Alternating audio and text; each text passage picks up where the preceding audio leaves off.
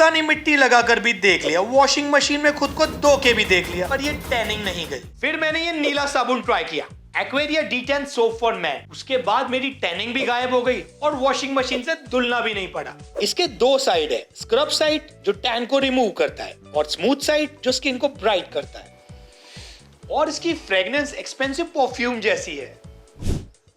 सो अगर आपको भी ये 2-in-1 सोप चाहिए तो कमेंट करो नीला and I will share you the product link.